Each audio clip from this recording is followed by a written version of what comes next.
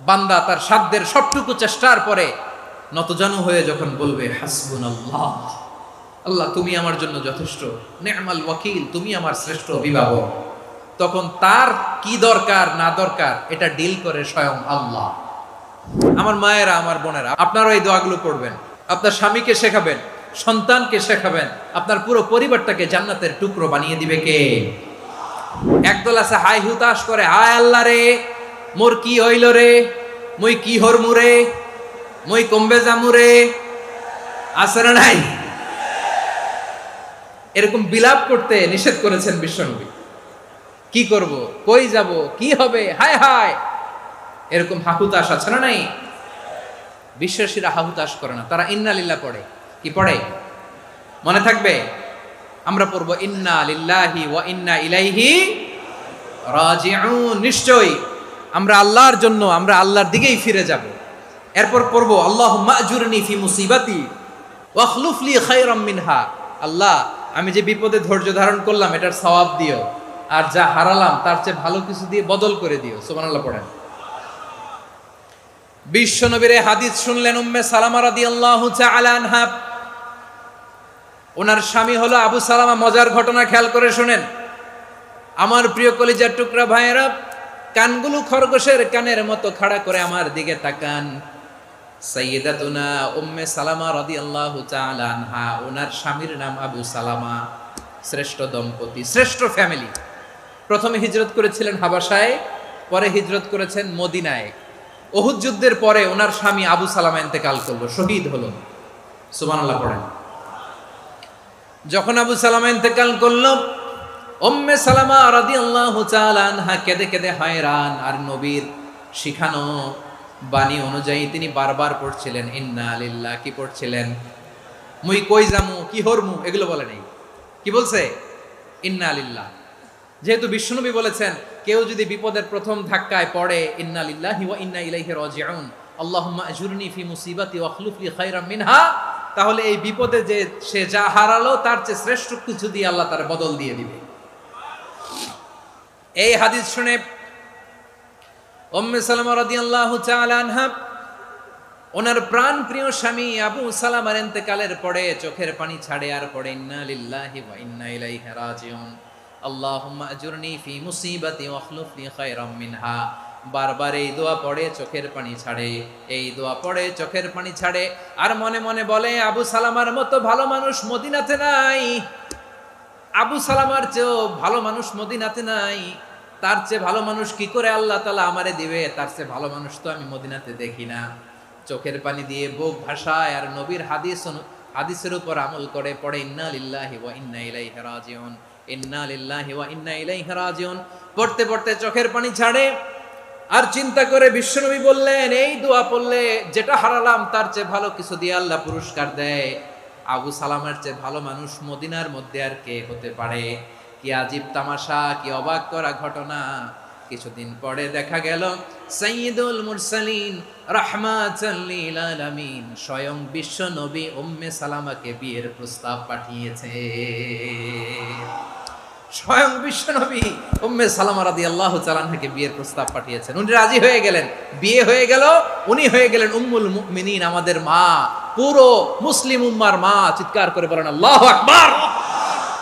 তাহলে আমার প্রাণপ্রিয় ভাইয়েরা, বিপদে পড়লে আমরা পড়বো ইন্না লিল্লাহি ওয়া ইন্না ইলাইহি রাজিউন, আল্লাহুম্মা আজুরনি ফি মুসিবাতি ওয়া আখলুফ লি খায়রাম মিনহা। করবেন? করবেন না?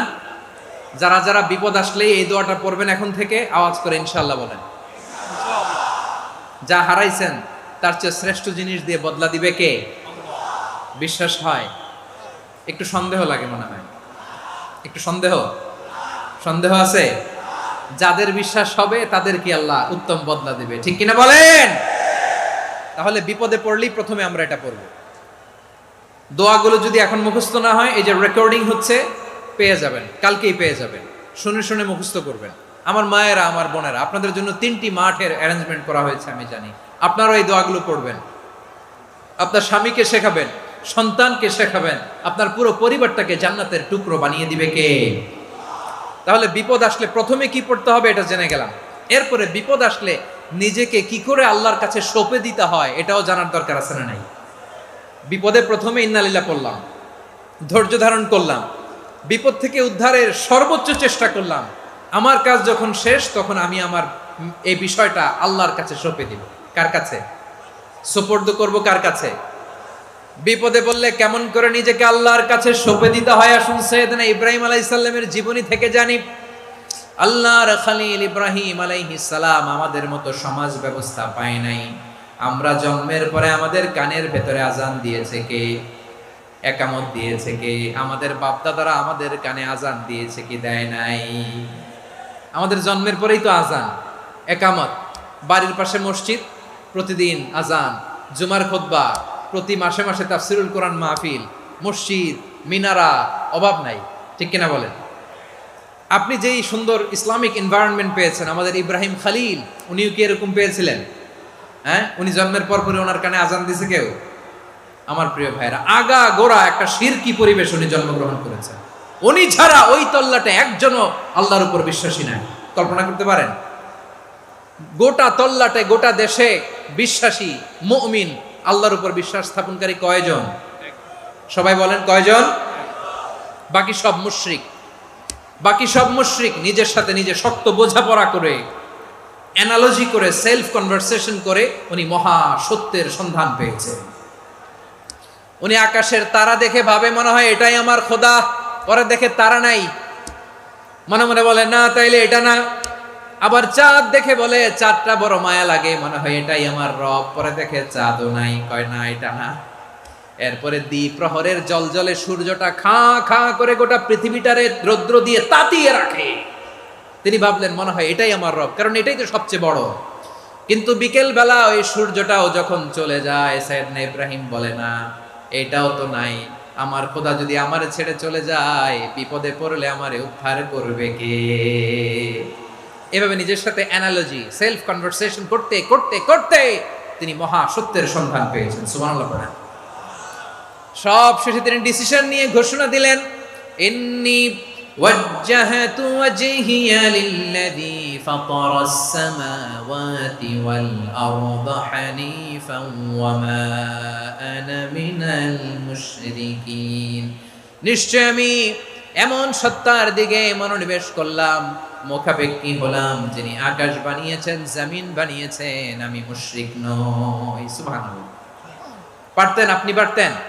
কেউ নাই, লক্ষ লক্ষ মুশরিক, আপনি একা। ওনার মতো এরকম বিচক্ষণতা দিয়ে আল্লাহরে খুঁজে পাইতে পারতেন আপনি? কি নবী ছিল, আল্লাহকে খুঁজে পেয়েছে। যখন আল্লাহর ইবাদত শুরু করলো, এই কথা ছড়ায় পড়লো চারদিকে। নমরুদ সাইয়েদনা ইব্রাহিমকে ডেকে পাঠালেন। নমরুদ বলে, ইব্রাহিম তুমি নাকি মূর্তির পূজা না করে কোন নতুন রবের ইবাদত করো, কে তোমার রব? সাইয়েদনা ইব্রাহিম বললেন, রব্বি আল্লাযী ইউহয়ী ওয়া ইউমীত, আমি এমন রবের ইবাদত করি যিনি জীবন দেন, যিনি মৃত্যু দেন। নমরুদ বলে, তাই নাকি?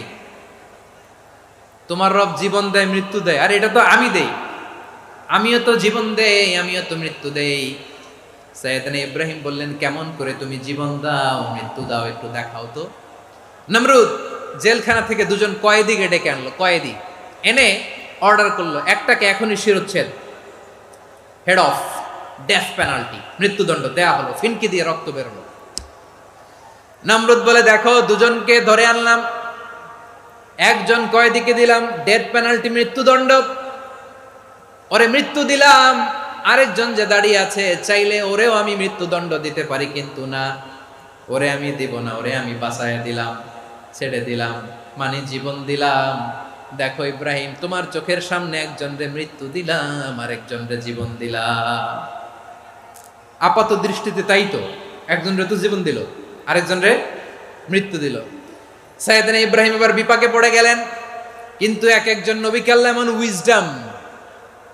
এমন উইজডম, বিচক্ষণতা দিয়ে এই জমিনে পাঠিয়েছেন। মুহূর্তের মধ্যে আল্লাহর খলিল ইব্রাহিম বললেন, فإن الله يأتي بالشمس من المشرق فأت بها من المغرب فبهت الذي كفر।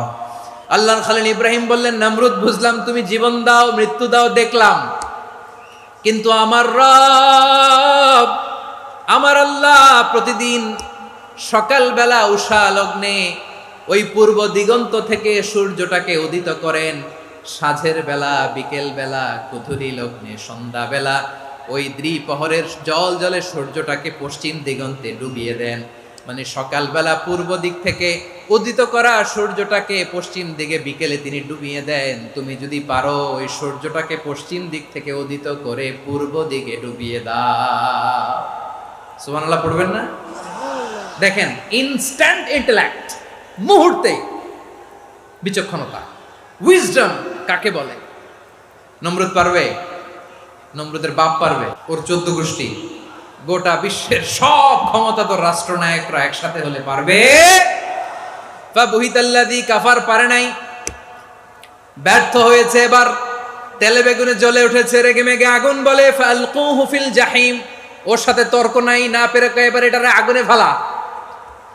বিশাল বিশাল গাছ কেটে লাকড়ি এনে আগুনের কুণ্ডলি বানানো হলো, দাও দাও দাও দাও করে আগুন জ্বলে। আল্লাহর খলিল ইব্রাহিমকে আগুনে নিক্ষেপ করা হবে। আল্লাহর খলিল সাইয়েদনা ইব্রাহিমের হাতের মধ্যে রশি দিয়ে টাইট করে বাঁধা হলো, পায়ের মধ্যেও টাইট করে রশি দিয়ে বাঁধা হলো। আল্লাহর খলিল ইব্রাহিমকে আগুনের কুণ্ডলির মধ্যে ফেলা হবে। ও মিয়া, আপনি যে বিপদের কারণে ভয় পান, হতাশ হন, এটা কোনো বিপদ ওনার বিপদের সামনে? পটুয়াখালী আওয়াজ করে বলুন, সাইয়েদনা খলিল ইব্রাহিমের বিপদের সামনে আমাদের বিপদগুলো কোনো বিপদ? এটা কোনো বিপদই না, এটা কোনো বিপদই না। হাত পা বেঁধে টাইট করে নিক্ষেপ করা হবে, সিম্পলি ফেলা যাবে না, কারণ দাও দাও করে দ্য ব্লেজিং ফায়ার, এমন আগুনের কুণ্ডলি, কাছে যাওয়া যায় না, আগুনের উত্তাপে নিক্ষেপ করা হবে। হাতে রশি বেঁধে, পায়ে রশি বেঁধে আল্লাহর খলিল ইব্রাহিম আলাইহিস সালামকে আগুনের মধ্যে নিক্ষেপ করা হবে। আহা, এটার বলে অগ্নি পরীক্ষা। উনি অগ্নি পরীক্ষার সম্মুখীন হয়েছিলেন, এজন্য কঠিন পরীক্ষাকে আমরা অগ্নি পরীক্ষার সাথে তুলনা করি, ঠিক কিনা? সাইয়েদনা জিবরাইল এসে বললেন, ও আল্লাহর খলিল, ওরা তো আপনার হাতও বেঁধে ফেললো, পাও বেঁধে ফেললো, নড়াচড়ার সুযোগ নাই, বলেন আমি জিবরিল ফেরেশতা আপনার জন্য কি করতে পারি? আল্লাহর খলিল ইব্রাহিম বলেন, ও জিবরাইল, তোমার কাছে আমার কোনো চাওয়া পাওয়া নাই। সুবহানাল্লাহ বলেন। তোমার কাছে বলার কিছু নাই, তোমার সাহায্যের আমার দরকার নাই। সাইয়েদনা ইব্রাহিম আলাইহিস সালামকে হাতে পায়ে রশি বেঁধে, হাত পা বাঁধা অবস্থায় জ্বলন্ত অগ্নিকুণ্ডে যখন নমরুদের দলবল নিক্ষেপ করবে, আল্লাহর খলিল কিভাবে নিজেকে আল্লাহর কাছে সঁপে দিয়েছেন, পটুয়াখালীর ভাইরা খেয়াল করে শুনুন। হাত পা বেঁধে আল্লাহর খলিলকে যখন নিক্ষেপ করা হবে, তিনি মুখ ফুটে বলে ফেললেন, হাসবুনাল্লাহু ওয়া নি'মাল ওয়াকিল। হাসবুনাল্লাহু ওয়া নি'মাল ওয়াকিল, আমার জন্য আল্লাহই যথেষ্ট, আমার জন্য আল্লাহই যথেষ্ট। তিনি আমার সবচেয়ে বড় গার্ডিয়ান, তিনি আমার সবচেয়ে বড় অভিভাবক। জিব্রাইলের সাহায্যের অফারকে ফিরিয়ে দিলেন, দুনিয়ার বুকে কারো কাছে কিছু বলেন নাই, মুখ ফুটে বলেছেন হাসবুনাল্লাহ। ও আমার পটুয়াখালীর প্রাণের ভাইয়েরা, খেয়াল রাখবেন, কোনো বান্দা তার হাতে থাকা সব চেষ্টাটুকুন করার পরে মুখ ফসকে মুখ দিয়ে যখন বলে ফেলে হাসবুনাল্লাহ, বান্দা যখন হাসবুনাল্লাহ বলে ফেলে, ওই ব্যাপারটা ডিল করার দায়িত্ব স্বয়ং আল্লাহ আরশের উপর থেকে নিয়ে নেয়। আপনি যখন বলে ফেলবেন হাসবুনাল্লাহ, এটা ডিলিং করবে কে তখন? চিল্লায় বলেন না, তিনি কে? বান্দা তার সাধ্যের সবটুকু চেষ্টার পরে নতজানু হয়ে যখন বলবে হাসবুনাল্লাহ, আল্লাহ তুমি আমার জন্য যথেষ্ট, নি'মাল ওয়াকিল, তুমি আমার শ্রেষ্ঠ অভিভাবক, তখন তার কি দরকার না দরকার এটা ডিল করে স্বয়ং আল্লাহ। নিক্ষেপ করা হলো সাইয়েদনা ইব্রাহিমকে অগ্নিকুণ্ডলিতে। হাজার হাজার মানুষের দৃশ্য দেখার জন্য জড়ো হয়েছে এরকম বিশাল ময়দানে। কিন্তু কি অবাক করা ঘটনা, সবাই ভয় পাচ্ছিল, না জানে কি হয়ে যায়। আল্লাহর খলিলকে যখন আগুনের কুণ্ডলিতে নিক্ষেপ করা হয়, আল্লাহর খলিল ইব্রাহিম আগুনের কুণ্ডলীর মধ্যে বসে বসে মানুষগুলোর দিকে তাকিয়ে হাসতে শুরু করে দেয়। কারণ আকাশ থেকে রব্বুল আলামিন স্পেশাল ভার্ডিক্ট নাজিল করেছেন, স্পেশাল হুকুম জারি করেছেন, কুল্লা ইয়া নারু কুনি বারদান ওয়া সালামান আলা ইব্রাহিম। ও আগুন, খবরদার, সৃষ্টির শুরু থেকে তোকে একটা ধর্ম আমি বাতলে দিয়েছিলাম, তোর ধর্ম আগুনের ধর্ম হলো যা পাবে জ্বালিয়ে ছারখার করবে। আল্লাহ বলল, আগুন তোর ধর্ম দিয়েছিলাম তুই সব জ্বালিয়ে পুড়িয়ে ছারখার করে দিবি, কিন্তু ক্ষণিকের জন্য আমি তোর জ্বালিয়ে দেওয়ার ক্ষমতাটাকে কেড়ে নিলাম, জ্বালিয়ে ভস্ম করে দেওয়ার ক্ষমতা আমি কেড়ে নিলাম। কুনি বারদান, ঠান্ডা হয়ে যা। কিন্তু এত বেশি ঠান্ডা হবি না আবার আমার ইব্রাহিমের জন্য সর্দি লেগে না যায়। সুবহানাল্লাহ, এত আস্তে বললে হবে? কুনি বারদান, বার্দ মানে বরফ, ঠান্ডা। ঠান্ডা হ, কিন্তু এত ঠান্ডা হবি না যাতে আমার ইব্রাহিমের কষ্ট হয়। আগুন বলে, আল্লাহ একবার বললাম ঠান্ডা হ, আবার বলো এত ঠান্ডা হবি না যাতে খালিলের সর্দি না লাগে। কেমন ঠান্ডা হব, কেমন এনভায়রনমেন্ট তৈরি করে দেব বলো। আল্লাহ বললেন, সালামান আলা ইব্রাহিম, আমার খলিল, আমার কলিজা, আমার ইব্রাহিমের জন্য তুই জান্নাতের গুল বাগিচা হয়ে যা। ও ভাই, নবী মুসার মতো ঈমান হলে রাস্তা হবে সাগর জলে, নবী ইউসুফের মতো ঈমান হলে একে একে দরজা খোলে। নবী ইব্রাহিমের মতো ঈমান যদি আজও থাকে বিদ্যমান, অগ্নিকুণ্ডে দেখতে পাবে খুবসুরতে ফুল বাগান। কুলনা ইয়া নারু কুনি বারদান ওয়া সালামান আলা ইব্রাহিম। বান্দা যখন মুখ দিয়ে বলে হাসবুনাল্লাহ,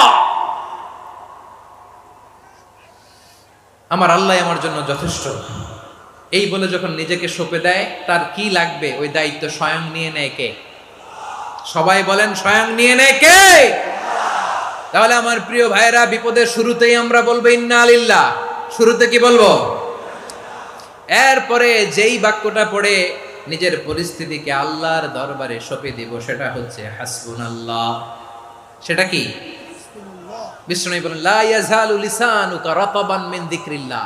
সব সময় আল্লাহর স্মরণ দিয়ে, জিকির দিয়ে জিহ্বাটারে সিক্ত রাখো। আর শয়তানু জাসিমুন আলা কলবি ইবনে আদম, শয়তান বনি আদমের কলবে খামচি মেরে বসে থাকে।